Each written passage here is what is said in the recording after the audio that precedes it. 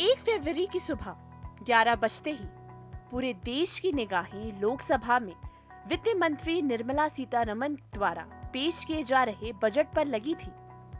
जैसे ही लोकसभा की कार्यवाही शुरू हुई, वित्त मंत्री ने बजट पढ़ना शुरू किया और लगभग 1.5 घंटे लंबे बजट भाषण में देश के अगले 25 सालों की तस्वीर का खाका खींचा। Honorable Speaker, sir, I present the budget for the year 2022-23. India's economic growth in the current year is estimated to be 9.2%, highest among all large economies, with potential to create 60 lakh new jobs and an additional production of 30 lakh crores during next 5 years. A blueprint for the Amrit Kaal, which is futuristic and inclusive. This will directly benefit our youth, women, farmers, the scheduled castes and the scheduled tribes. वित्त मंत्री निर्मला सीतारमण ने budget में बताया कि मौजूदा वर्ष में भारत की आर्थिक विकास दर 9.2% रहने का अनुमान है। ये बड़ी अर्थव्यवस्थाओं में सबसे ज्यादा है। वित्त मंत्री ने कहा कि अभी देश में कोरोना वायरस के नए वेरिएंट ओमिक्रॉन की लहर है। टीकाकरण अभियान की रफ्तार से महामारी पर काबू पाने में बहुत मदद मिली है। वित्त मंत्री ने कहा कि नई पीढ़ी की 400 वंदे भारत ट्रेनें अगले 3 वर्षों में चलाई जाएंगी। 100 पीएम गति शक्ति कार्गो टर्मिनल्स भी अगले 3 वर्षों में तैयार होंगे। निर्मला सीतारमण ने कहा कि इसके जरिए 60 लाख रोजगार के अवसर पैदा किए जाएंगे। वित्त मंत्री ने बताया कि अगले 100 साल के लिए ढांचागत विकास की रूपरेखा पर काम किया जा रहा है। अगले 1 साल में 25,000 किलोमीटर हाईवे बनेगा। हाईवे विस्तार पर 20,000 करोड़ रुपए का खर्च किया जाएगा। इसके अतिरिक्त 2022 में 5G सर्विस को शुरू किया जाएगा। 59 स्पेक्ट्रम की नीलामी की जाएगी। इसके बाद निजी फर्म 2022 और 23 में 5G सर्विस शुरू करेंगे। वित्त मंत्री ने किसानों की मदद के लिए भी बड़े ऐलान किए।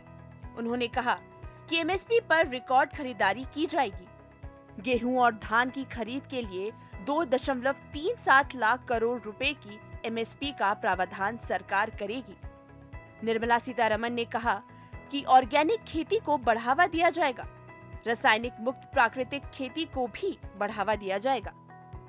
अगले वित्तीय वर्ष में पीएम आवास योजना के तहत 80 लाख घर बनेगा। इसके अलावा सरकार जमीन के लिए one nation one registration policy पर भी काम कर रही है।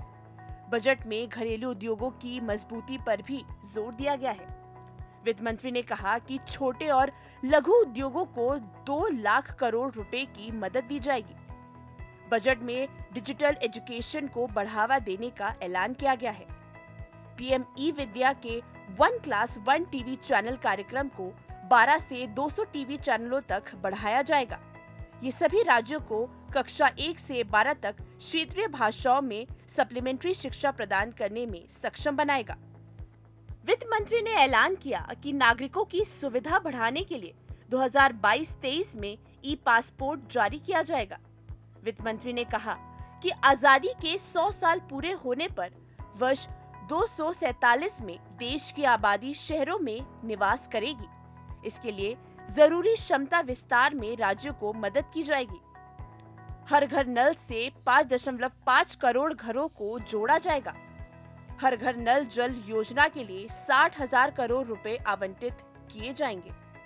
सरकार ने वित्त वर्ष के लिए कॉर्पोरेट टैक्स दरों में कटौती करने का फैसला किया है, जिसके तहत कोऑपरेटिव सोसाइटी के लिए 18% की टैक्स दर को घटाकर 15% करने की घोषणा की है।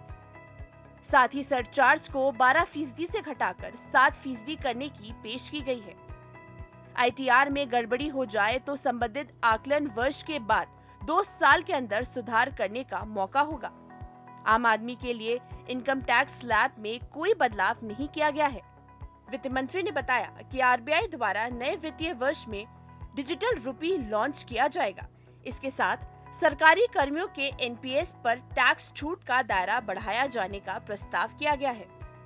वर्चुअल, डिजिटल या क्रिप्टो करेंसी में निवेश पर 30% का टैक्स देना होगा। इसके अतिरिक्त कई प्रोडक्ट्स पर एक्साइज ड्यूटी घटाने की घोषणा की गई है। कटौती की वजह से चमड़ा, कपड़ा, खेती का सामान, पैकेजिंग के डिब्बे, मोबाइल फोन चार्जर और जेम्स एंड ज्वेलरी सस्ते होंगे।